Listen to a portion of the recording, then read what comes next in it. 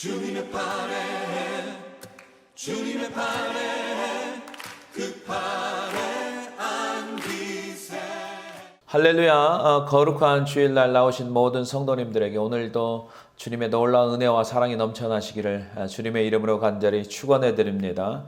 우리가 인생을 살아오면서 큰 문제들을 뛰어넘고 뛰어넘은 적이 있을 것입니다. 그때마다 우리가 주로 이렇게 기도를 합니다. 주님, 이번 한 번만 살려주신다면, 한 번만 도와주신다면, 주님, 제가 남은 인생을 주를 위해서 헌신하고 봉사하겠습니다. 라고 그런 기도를 한 적이 있을 것입니다. 그러나 그 중요한 것은 그 다음의 문제입니다. 과연 우리가 하나님께서 정말 그 문제를 생각지도 못한 방법으로 이끌어 주시고 또 해결해 주셨을 때 그 하나님의 은혜를 잊지 않고 지금까지 살아왔는가, 아니면 또 그 순간만 모면하려고 또 다 잊어버리고 또 그러한 비슷한 상황이 오면 또 주님 한 번만 살려달라고 그런 것들이 계속 반복되어 있지는 않는가 한번 생각해 봐야 됩니다. 지난 한 주간 동안 새벽기도 설교가 출애굽에서 나오는 이제 이스라엘 백성들 그것을 막는 바로, 그래서 하나님께서 애굽 땅에 10가지 재앙을 내리는 그런 사건들입니다. 하나님께서 모세에게 이렇게 말씀하시죠. 내 백성 이스라엘 백성들 애굽 땅에서 나오게 하여 사흘 길을 가게 해서 거기서 하나님 앞에 제사를 드려라, 예배를 드려라, 이런 경고의 말씀을 이제 바로에게 전하는 장면이죠. 그러나 바로는 그 불순종하면서 수많은 재앙을 겪게 됩니다. 그러나 그 재앙에 겪을 때마다 한 번만 이 재앙을 넘겨달라고 간청을 하죠. 그러나 그 재앙이 또 넘어가면은 어떻게 돼요? 또 다시 마음이 완악해져서 또 이스라엘 백성들을 내보내지 않습니다. 그게 굉장히 몇 번 계속 반복되는 장면이 나옵니다. 그리고 하나님과 타협을 하려고 하죠. 첫 번째는 이 땅에서 제사를 드리게 하라. 이 애굽 땅에서 제사를 드리는 거죠. 그리고 두 번째는 또 너무 멀리 가지 말아라. 세 번째는 아이들을 놓고 너희들만 가서 또 제사를 드려라. 네 번째는 짐승을 남겨두고 너희들끼리 가서 너희들만 보내주겠다라는 그런 하나님과의 타협을 시도를 합니다.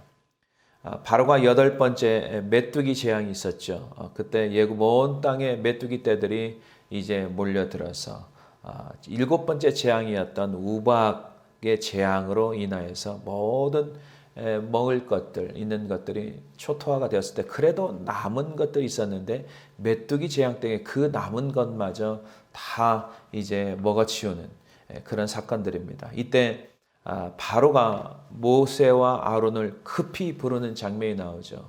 이때 뭐라고 이야기하는지 보겠습니다. 출애굽기 10장 16절을 보면 바로가 모세와 아론을 급히 불러 이르되 내가 너희 하나님 여호와 너희에게 죄를 지었으니 17절 바라건대 이번만 나의 죄를 용서하고 너희의 하나님 여호와께 구하여 이 죽음 많은 내게서 떠나가게 하라. 아멘. 이런 고백하는 이번만 나의 죄를 용서하고 이렇게 나오죠. 10가지 재앙.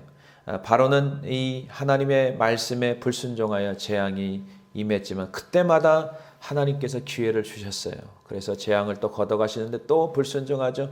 계속 두 번째, 세 번째, 네 번째 계속 지금 8번째까지 가는 거죠. 그러나 이번만 나의 죄를 용서하고 그래서 그 재앙을 걷어갔거든요. 그러나 또 보내지를 않습니다. 또 그 재앙이 지난 후에 뭐라고 합니까? 짐승을 놓고 너희들만 나가라. 이렇게 타협을 시도합니다. 여러분, 하나님 앞에 제사를 드리는데 흠없고 점없는 이 양들, 염소를 드려야 되는데 그걸 놓고 가면 어떻게 제사가 되겠습니까? 결국은 이 바로가 계속된 불순종으로 인하여서 결국은 9번째 재앙, 10번째 장자가 죽는, 또 초태생이 죽는 그런 재앙을 경험하고도 계속적으로 끝까지 포기하지 않고 이스라엘 백성들을 추격하다 결국은 홍해 바다에 그와 그의 모든 군사들이 수장되는 이런 비극을 맞이하게 되는 것입니다. 사랑하는 성도 여러분, 우리의 미래가 하나님께 준비된 축복을 여러분들이 그 길을 가기 위해서는 반드시 과거에 나에게 베풀어 주신 하나님의 은혜를 잊어서는 안 됩니다. 우리는 매번 이번만 하나님께서 해결해 주시면 주를 위해 살겠습니다. 이번만 주님 도와주십시오. 이번만 살려주시면 주를 위해서 정말 헌신하겠습니다. 라고 했던 그 순간들을 우리가 다시 한번 기억하시고 나갈 때 하나님의 은혜에 감사하며 우리의 인생을 바꾸시고 역전시키는 그 하나님을 다시금 경험하게 됨을 믿고 우리가 오늘 또 미래의 소망을 가지고 사시기를 주님의 이름으로 간절히 축원해 드립니다.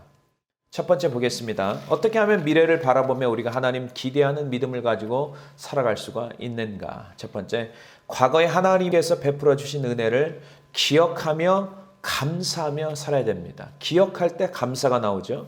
자, 3절 보겠습니다. 본문 여호수아서 23장입니다. 너희의 하나님 여호와께서 너희를 위하여 이 모든 나라에 행하신 일을 너희가 다 보았거니와 너희 하나님 여호와 그는 너희를 위하여 싸우신 이시니라. 아멘. 여러분, 여호수아 23장은 여호수아의 마지막 고별 설교입니다. 1절, 2절 반복하면서 그의 고백은 뭐라고 고백합니까? 나이가 많아 늙었더라, 늙은지라 라고 말합니다. 그리고 백성들의 온 장로와 수령들과 재판장, 법관들, 관리들, 공무원들을 다 모아놓고 마지막 이제 고별 설교를 합니다. 3절에 보면은 고별 설교의 주된 메시지가 무엇인지 한번 보겠습니다. 너희의 하나님 여호와께서 너희를 위하여 이 모든 나라에 행하신, 이 너희가 계속 반복되죠. 이스라엘 백성에 포커스를 두고 있습니다. 너희가 다 보았거늘 너희 하나님 여호와 그는 너희를 위해서 싸우신 이시니라. 아멘. 과거에 하나님께서 이스라엘 백성들을 사랑하셔서 예굽에서 탈출케 하시고 그 40년의 광야에 하나님께서 또 은혜를 주셨고 그 후에서도 하나님께서 계속적으로 이스라엘을 위해서 싸우신 그 하나님을 생각하라는 것입니다. 무려 너희라는 단어가 5번이나 반복이 되었습니다. 하나님께서 과거 이스라엘 백성들에 얼마나 많은 은혜를 주셨는가. 너희들이 그 은혜를 주신 하나님에 대해서 너희들이 기억하고 생각하라는 것입니다. 우리는 지금 하루하루 살아가고 있는데 어떻게 여러분들 살아가고 있습니까? 과거에 하나님께서 베풀어 주신 그 은혜를 기억하며 정말 감사하며 살아가십니까? 아니면 그냥 그 현실에 급급해서 정말 과거에 베풀어 주신 하나님의 은혜를 다 잊어버리고 살아가지는 않는지 한번 우리 자신들을 돌이켜 보아야 될 필요가 있습니다. 우리의 신앙의 위기는 언제입니까? 은혜에 너무 익숙해져 있을 때가 위기입니다. 그렇게 되면 하나님 은혜에 감사하지 않고 오히려 하나님 주신 은혜를 당연하게 생각하게 되는 거죠. 그리고 당연한 것보다 더 심한 건 뭔지 아세요? 하나님이 주신 은혜에 대해서 원망하고 또 불평하면서 또 그렇게 살아가는 삶인 거예요. 굉장히 불행한 삶이죠. 여러분, 중동 우화 중에 텐트 속의 낙타코라는 이야기가 있지요.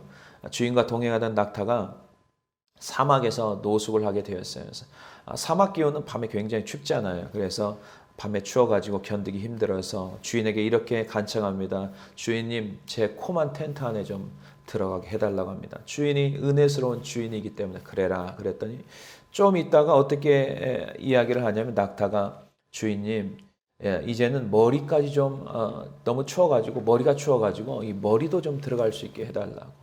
그랬더니 주인이 그렇게 해라. 그렇게 허용을 했습니다. 나중엔 또 발도 좀 집어넣게 주셨으면 좋겠습니다. 발이 너무 추워가지고요. 힘이 듭니다. 계속된 요구를 들어줬습니다. 결국 이제 낙타가 자기 몸까지 텐트 속으로 들어갑니다. 결국 주인은 텐트 밖으로 쫓겨난다는 이야기입니다. 이 낙타가 하는 행동이 혹시 우리가 지금 하고 있는 행동이 똑같지 않는지 한번 생각해 봐야 됩니다. 하나님의 은혜를 잊어버리면 결국 하나님을 버리는 거 똑같지 않습니까? 그런 모습이 아닌가 우리가 돌이켜 봐야 됩니다. 출애굽기 12장을 보면 특별히 기독교의 구원론에 대한 핵심이 등장이 되는데 430년의 기나긴 세월, 예굽의 노예 생활했던 그 기나긴 세월을 이제는 다 끊고 이제 새로운 역사가 시작되는 것을 알리는 것 아니겠습니까? 예굽에서 사용하던 달력을 다 바꿔야 됩니다. 예굽의 문화를 다 이제는 끊어버립니다. 하나님께서. 그리고 하나님 주신 새 달력을 사용하라고 합니다. 그래서 이스라엘 백성들이 이제 하나님께서 주시는 새 달력을 사용하고 그리고 이제 흠없는 어린 양을 취하여 그 피를 문설주와 임방에 바르라고 합니다.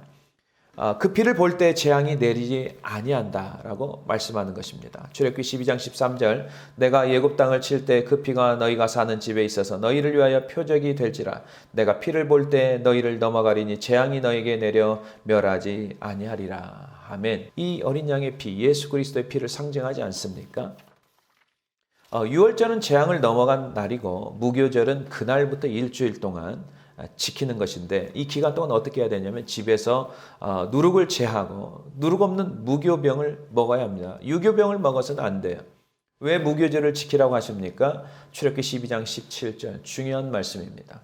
너희는 무교절을 지키라. 이날에 내가 너희 군대를 애굽 땅에서 인도하여 내었음이니라. 그러므로 너희가 영원한 규례로 삼아 대대로 이 날을 지킬지니라. 아멘. 이유는 구원하여 주신 그 하나님의 은혜를 잊지 말라는 뜻입니다. 그리고 항상 하나님께 감사하는 것이죠. 하나님을 기억해야 하나님을 우리가 의지할 수 있고 하나님을 의지하면 하나님을 기대하며 살 수 있고 또 오늘 어떻게 내가 하나님께 보답하며 살까라고 또 우리가 노력하게 되는 것입니다. 우리의 지나온 인생을 한번 생각해 보시기 바랍니다. 여러분 이 미국 땅에 오게 된 그런 과정, 경위 또 미국에서 살아왔던 시간들 지금 오늘 이 예배당에 앉아서 하나님께 드리는 예배 드리는 이 모든 것 여러분 정말 어떻게 보면요 이게 우리의 인생의 기적입니다. 다 하나님의 은혜임을 말하지 않을 사람이 어디 있습니까? 처음에는 알지 못하더라도 이제 믿음이 자라게 되고 성숙하게 되면 정말 이게 다 하나님께서 계획하시고 준비하신 그 길대로 내가 왔구나. 이게 다 하나님의 은혜였구나. 그 많은 위기 속에서도 정말 하나님께서 도와주셔서 또 그 위기를 넘기게 하셨구나. 내가 원하던 길, 하나님이 막아주신 것, 그게 지금 이제 은혜임을 깨닫습니다. 그 길로 갔더라면 내가 어떻게 되었을까라는 그런 생각도 해보게 되는 거죠. 여러분 시편 40편은 다윗이 이제 나이가 들어서 노년이 되어서 고백한 시인데 어떤 고백을 한 줄 아십니까? 시편 40편 5절에 여호와 나의 하나님이여 주께서 행하신 기적이 많고 우리를 향하신 주의 생각도 많아 누구도 주와 견줄 수가 없나이다. 내가 널리 알려 말하고자 하나 너무 많아 그 수를 셀 수도 없나이다. 아멘. 하나님이 다윗 자신에게 행하신 기적이 너무 많았음을 그는 노년이 돼서 뒤를 돌아보니까 그게 너무 많이 기억이 나는 거예요. 그리고 우리를 보살피려고 가지고 계신 그런 모든 계획이 한도 끝도 없는 놀라운 계획이 어찌다 헤아려 말할 수 있는가라고 그가 다윗이 고백합니다. 그런데 다윗에게만 이런 하나님의 기적을 베풀어 주시고 다윗에게만 이런 하나님의 놀라운 계획이 있는 게 아니에요. 예수 믿는 모든 성도들에게 이런 놀라운 기적이 있는 줄로 믿습니다. 우리에게도 날마다 기적을 베풀어 주십니다. 오늘이라는 선물을 주셨습니다. 우리가 하루하루 살아가는 게 이게 기적입니다. 이것을 깨닫고 살게 되면 감사가 흘러넘치게 되고 또 우리 입술에 찬양의 고백이 되고 또 하나님을 사모하게 되는 거죠. 반면에 어떤 사람들은 하나님이 주시는 그 은혜와 은총을 깨닫지 못하게 되면 늘 자기 문제에 빠져서 사는 사람들이 있습니다. 자기 문제에 너무 빠져 있기 때문에 결국은 감사보다는 불평이 나오고 또 죄악에 빠지게 되는 것입니다. 하나님을 잊고 사는 거죠. 그래서 감사하는 성도, 감사하는 교회는 항상 찬송이 넘치죠. 살아있는 교회는 찬양과 감사가 넘치는 거예요. 시편 100편의 저자는 하나님에 대한 감사를 잊지 않았어요. 항상 성전에 들어갈 때마다 하나님께 감사했고 하나님께 감사와 찬송과 영광을 올려드렸다고 고백합니다. 우리 시편 100편 4절 5절 보겠습니다. 감사함으로 그의 문에 들어가며 찬송함으로 그의 궁정에 들어가서 그에게 감사하며 그의 이름을 송축할지어다. 여호와는 선하시니 그의 인자심이 영원하고 그의 성실하심이 대대에 이르리로다. 아멘. 사랑하는 성도 여러분, 우리 인생의 미래를 바라보며 믿음으로 나가는 비결은 다른 게 아니에요. 과거에 나에게 베풀어 주신 하나님의 은혜를 자꾸 생각하세요. 그리고 하나님의 은혜를 생각하면 감사가 넘치게 되어 있는 거예요. 하나님께서 베풀어 주신 은혜를 기억하게 살면 문제를 만나더라도 걱정이나 두려움에 빠지거나 인생을 원망하거나 불평하지 않습니다. 왜? 하나님이 일하심을 믿기 때문에 하나님을 기대하기 때문에 그렇습니다. 앞으로 행하실 하나님을 기대하며 반드시 신실하신 하나님께서 가장 좋은 길로 여러분의 삶을 인도하실 것을 믿고 나가시기를 주님의 이름으로 간절히 축원해 드립니다. 두 번째 보겠습니다. 하나님의 은혜를 기억하며 감사하는 성도는 자신의 미래를 하나님께 어떻게 맡깁니까? 두 번째, 하나님께서 선한 길로 인도하심을 믿습니다. 5절 보겠습니다. 너희 하나님 여호와 그가 너희 앞에서 그들을 쫓아내사 너희 목전에서 그들을 떠나게 하시리니 너희 하나님 여호와께서 너희에게 말씀하신 대로 너희가 그 땅을 차지할 것이라. 아멘. 여호수아가 이제 나이가 많아서 이제 늙었고 그리고 세상을 떠날 때가 되었습니다. 아직도 그러나 아직도 남은 가나안 족속이 있었습니다. 그것으로 여호수아는 백성들에게 너무 염려하지 말고 하나님이 가나안 족속을 쫓아내실 것이라고 말씀하는 거. 이건 지금 미래에 대한 이야기죠. 5절 말씀에 너희 앞에서 그들을 쫓아내사 너희 목전에서 그들을 떠나게 하시나니 하나님 말씀대로 너희가 그 땅을 차지할 것이다 라고 이제 마지막 고별 설교를 하는 거죠. 우리의 미래는 하나님께서 우리를 위한 선한 길로 인도하심을 믿고 하나님을 의지하며 나갈 때 우리 미래가 기대가 되고 소망이 있죠. 그리고 우리의 마음이 늘 평안한 가운데 있는 것입니다. 언제 자신의 미래에 대해서 불안하고 또한 걱정하고 살아갑니까? 하나님을 잊어버릴 때 그래요. 하나님의 약속의 말씀을 잊어버리고요. 하나님을 잊어버린 그 순간에 문제가 크게 내 앞에 있는 것 같아요. 이스라엘 백성들이 출애굽하여 홍해바다를 가르는 엄청난 기적을 이들은 경험했으며 눈으로 보았습니다. 그리고 적과 꿀이 흐르는 가나안 땅으로 이스라엘 행군하고 있습니다. 광야는 오직 하나님만 바라봐야 돼요. 아무것도 할 수 있는 사람이 할 수 있는 게 없어요. 그런데 이제 40일 동안 가나안 땅을 정탐하고 난 후 10명의 정탐꾼들, 여호수아 갈렙을 제외한 10명의 정탐꾼들이 보고를 하는데 그들은 악평을 보고합니다. 악평이 뭐냐면요. 그들의 보고가 있는 그대로 보고했어요. 눈에 보이는 대로 보고했어요. 그러나 그것은 악평이라고 합니다. 악평은 뭐냐면 하나님을 제외시키는 모든 말하는 것이 악평입니다. 선평은 뭡니까? 우리가 사람의 눈으로 보고 그것을 우리가 말합니다. 그런데 거기에 반드시 들어야 될 말씀이 뭔지 아십니까? 하나님의 말씀과 하나님의 역사를 말씀을 해야 되지 그게 바로 선평이 되는 것이죠. 그러나 이스라엘 백성들은 악평한 자들의 말에 다 귀 기울이기 시작합니다. 하나님의 말씀에 귀를 기울이지 않으며 그렇기 때문에 그들이 불안해하고 왜 우리를 애굽 땅에서 나오게 해서 우리를 여기서 다 죽게 만드냐라고 불평하고 원망하고 하나님을 어게인스트 대적하기 시작하는 것입니다. 여러분 신명기는 지나간 광야 40년을 요약하면서 모세의 유언과 같은 세 편의 설교인데 그중에 신명기 1장에서 4장 43절까지는 첫 번째 모세의 설교입니다. 가나안 땅 정탐을 했을 때 10명의 정탐꾼과 악평으로 인하여서 이스라엘 전체가 원망하며 불평하여 낙심에 빠졌다는 그런 스토리를 이야기해 주는 것이죠. 그들의 문제는 뭐냐? 자신만 보았기 때문에 안악 자손을 당연히 감당하지 못하죠. 왜냐하면 안악 자손은 굉장히 거인 같은 사람들이기 때문에 우리의 시각으로 볼 때는 이길 수가 없는 거죠. 그들은 구원자 하나님을 잊어버린 거예요. 믿지 않은 거죠. 여러분 다윗과 골리앗에서 왜 전쟁에 승리했죠? 다윗이요. 여러분 골리앗만 본 게 아니고 골리앗을 물리치시는 하나님을 보았기 때문에 전쟁의 주도권은 하나님의 손에 있다는 것을 다윗은 믿었기 때문에 골리앗이 무려 다윗보다 훨씬 더 큰 거인이었지만 그거에 두려워하지 않았던 것입니다. 그 차이인 겁니다. 하나님의 능력을 제외시키고 주위 환경, 불신앙 보고의 악평에만 신뢰했기 때문에 그들은 울며 불며 밤새도록 통곡한 것입니다. 그렇기 때문에 낙심하고 결국은 하나님께서 자신들을 향한 계획을 완전히 잘못 해석한 거예요. 하나님께서는 그들을 구원시켜서 가장 좋은 가나안 땅으로 인도하시는 게 하나님의 계획인데 그들은 어떻게 하나님의 계획을 잘못 오해하고 잘못 해석합니까? 우리를 애굽 땅에서 끄집어낸 것은 우리를 이 광야에서 다 죽게 하려고 그런 것이다 라고 잘못된 해석을 하는 거죠. 신명기 1장 27절 28절에 보면은 장막 중에서 원망하여 이르기를 여호와께서 우리를 미워하심으로 아모리 족속의 손에 넘겨 멸하시려고 우리를 애굽 땅에서 인도하여 내셨도다. 우리가 어디로 가랴? 우리의 형제들이 우리를 낙심하게 하여 말하기를 그 백성은 우리보다 장대하며 그 성읍들은 크고 성곽은 하늘에 닿았으며 우리가 또 거기서 안악 자손을 보았노라 하는도다 하기로 모세는 그들에게 이렇게 외쳤습니다.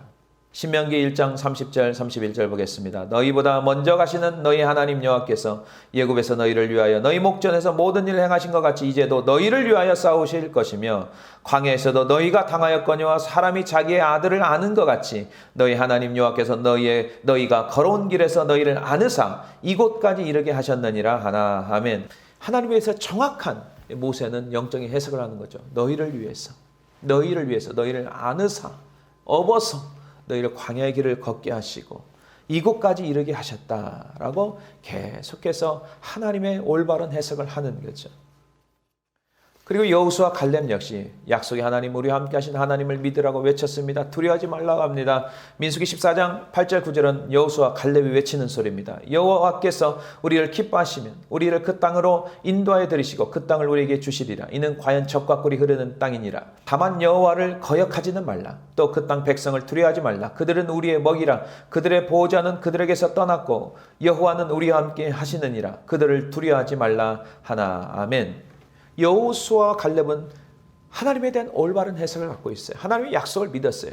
그렇기 때문에 그들은 우리의 밥이다. 걱정하지 말아라. 두려워하지 말라고 계속해서 강조했지만 이스라엘 백성들의 마음 자체가 부패했기 때문에 죄악의 감정을 자극하여 결국 젖과 꿀이 흐르는 땅에 들어가지 못했습니다. 하나님을 신뢰하지 못했습니다. 하나님을 불신했기 때문에 가나안 땅에 들어가지 못한 것입니다.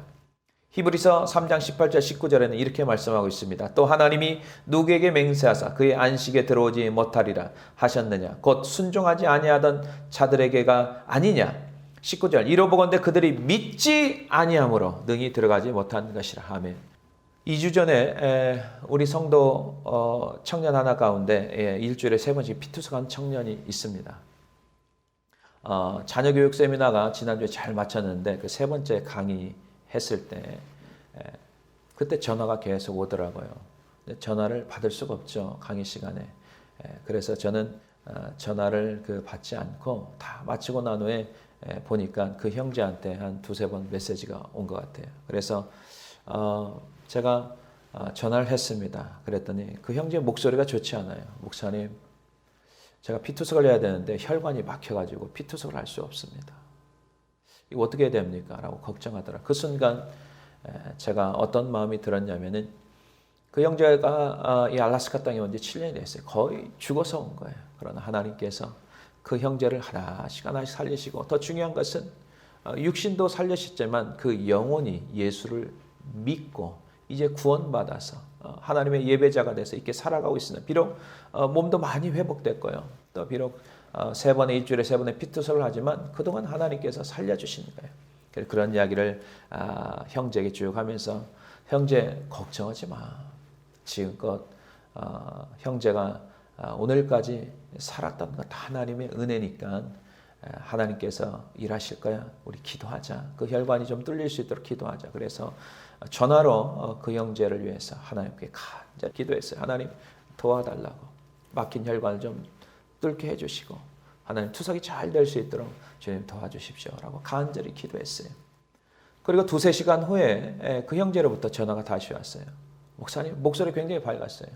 목사님 혈관이 뚫려서 투석을 잘 받고 마쳤습니다라고 그 형제가 전화가 왔습니다. 할렐루야. 우리의 인생은요, 여러분 하나님의 손에 달려 있어요. 그 문제에 계속 집중하게 되면요, 그 형제가 얼마나 걱정이 많고 힘들었겠어요. 걱정하지 마. 하나님이 일하신다. 하나님이 오늘도 행하신다라는 것을 우리가 믿고 나갈 때 하나님께서 일하시는 줄로 믿습니다. 그래서 우리 삶도 마찬가지예요. 때때로 우리 삶 가운데 문제가 얼마나 많이 찾아옵니까? 그럴 때마다 여러분들 문제에 너무 집중하지 마시고 우리 인생은 어차피 하나님의 손에 달려있고 하나님께서 계획한 가운데 우리가 움직이는 거니까 우리가 해야 될 일은 다만 하나님 신뢰하고 믿으시고 하나님 기대하시면서 여러분 인생길을 걸어가시기를 주님의 이름으로 간절히 축원해 드립니다. 마지막으로 보겠습니다. 우리의 미래를 기대하며 나가는 성도가 하나님의 인도하심을 믿고 나갈 때 우리가 어떻게 해야 되느냐? 성경은 이렇게 말씀하고 있습니다. 스스로 조심하고 하나님을 사랑하라. 아멘. 자, 11절 보겠습니다. 그러므로 스스로 조심하여 너희 하나님 여호와를 사랑하라. 아멘. 여러분 사람이요 누군가 사랑에 빠지면 가까이 하고 싶습니다. 그러나 반대로 사랑이 식어지면 가까이 하는 게 부담스러워집니다. 여러분 내가 하나님을 정말 사랑하고 하나님의 구원의 은혜를 깨달으면요 정말 교회 나오는 게 너무 즐겁습니다. 말씀 듣는 시간이 너무 즐겁고 행복합니다. 봉사하고 섬기는 거 한패 드리는 거 헌신하는 게 너무 기쁜 거예요. 왜? 하나님을 사랑하기 때문에. 여러분 하나님을 가까이 한다는 게 어떤 물리적인 그런 가까이를 말하는 게 아니고 친밀함을 말하는 거죠. 예를 들어서 부부가 함께 살면서 함께 사는 것 함께 자는 거, 함께 밥 먹는 거 가깝죠. 그러나 대화가 없이 산다면 과연 그 부부가 친밀하다고 할 수 있을까? 그렇지 않을 것입니다. 가깝다라는 사랑한다는 단어와 어울리지가 않을 것입니다. 거의 남남처럼 살고 있는 거 아니겠습니까?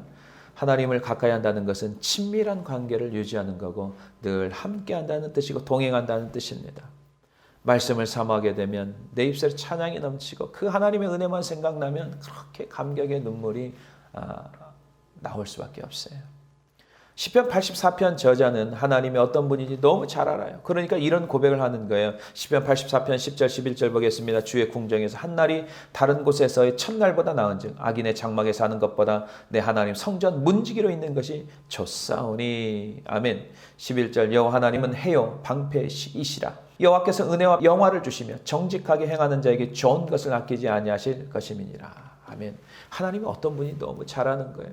그래서 악인의 장막에 사는 것보다 정말 성전 문지기로 있는 게 그게 더 낫다는 거죠. 다른 곳에서 첫날 오랫동안 사는 것보다 하나님과 함께하는 그 시간이 너무 즐겁다는 거죠. 그 하루가 더 낫다는 거죠. 지금도 사단은 우리를 영적으로 방해하는 방법은 하나님과 가까이 하는 것을 막는 일입니다. 그래서 우리의 믿음을 흔들어 놓고요. 그리고 하나님을 자꾸만 불신하게 해서 인생을 불평과 원망 가운데 불행하게 살아가게 만드는 거죠.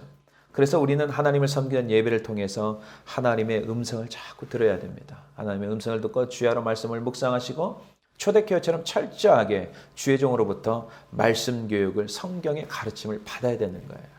로마서 10장 17절에 그러므로 믿음은 들으면서 나고 들음은 그리스도의 말씀으로 말미암느니라. 아멘.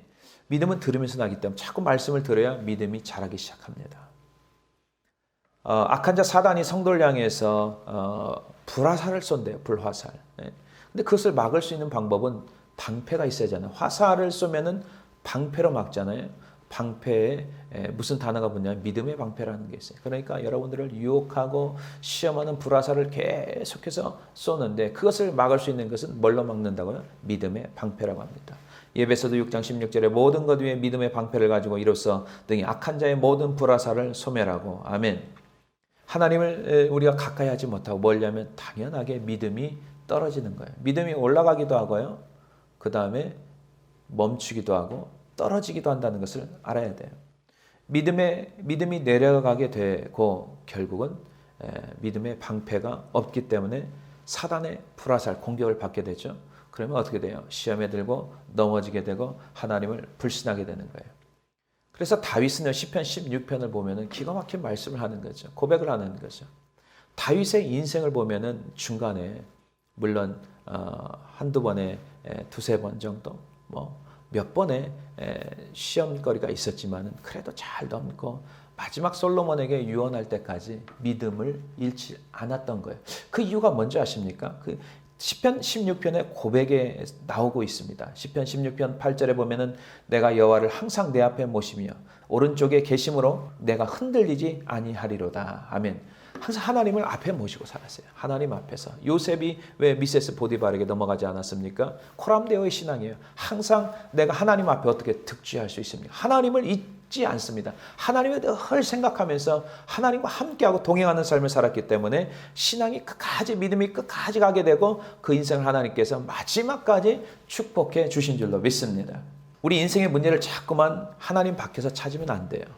결국 우리 인생을 그렇게 되면 방황하게 되고 허비하게 되고 낭비하는 인생을 살다가 실패 인생으로 마치게 되는 거죠. 항상 하나님 안에서 문제를 발견하고 또 문제를 해결해 주신 하나님 앞에 나갈 때 그 인생길을 걸어갈 수 있는 거죠. 이사야서 55장 2절 3절에 보면은 정확한 말씀을 주시는 거죠. 너희가 어찌하여 양식 아닌 것을 위하여 은을 달아주며 배부르게 하지 못할 것을 위하여 수고하느냐? 내게 듣고 들을지어다. 그리하면 너희가 좋은 것을 먹을 것이며 너희 자신들이 기름진 것으로 즐거움을 얻으리라. 너희는 귀를 기울이고 내게로 나와 들으라. 그리하면 너희의 영혼이 살리라. 내가 너희를 위하여 영원한 언약을 맺으리니 곧 다윗에게 허락한 확실한 은혜니라. 아멘. 항상 하나님의 말씀을 청정하게 들을 때 우리의 영혼이 살아나요. 영혼이 잘된 것 같이 범사가 잘 되고 육체가 강건하다고 말씀하지 않습니까? 영혼이 먼저 살아요. 먼저 뭐가 중요한지를 우리가 깨달아야 돼요. 그러면 하나님께서 우리와 함께 하시고 영원한 언약, 복된 인생을 살게 해 주시는 줄로 믿습니다. 사랑 성도 여러분, 하나님께서 여러분의 인생길, 여러분들의 자녀, 가정, 또 여러분의 사업, 직장을 위해서 놀라운 하나님의 계획이 있습니다. 그것을 여러분들 믿고 나가야 됩니다. 지금 무언가 당장 보이지 않고 답답해 할지라도 문제에 집중하지 마십시오. 문제만 집중하게 되면 그때부터 혼란이 찾아옵니다. 문제를 해결해 주시고 우리 인생길을 늘 새롭게 인도하시고 또 역전하시는 그 하나님의 놀라운 능력의 하나님을 바라보며 여러분이 하나님 기대하며 나가시길 바랍니다. 과거에 베풀어 주신 하나님의 은혜에 날마다 여러분 감사하세요. 감사하게 되면 찬송이 넘치게 되고 또 하나님의 선한 인도하심을 믿고 오늘 또 내일 또 하나님 가까이 하면서 여러분들이 하나님을 섬기는 것, 예배드리고 또 말씀 보고 기도하며 나갈 때 우리의 믿음과 또 우리의 신앙이 더욱더 견고해져서 우리의 미래의 소망을 가지고 여러분들이 살게 됨을 믿고 여러분 나가시기를 주님의 이름으로 간절히 축원해 드립니다.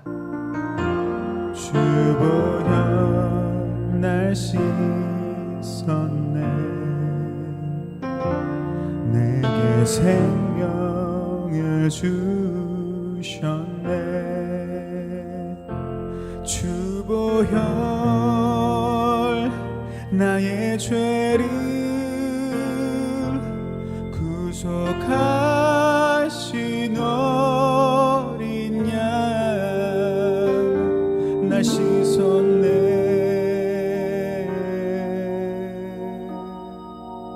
흰눈보다 더 희게 하셨네 예수님 귀하신 것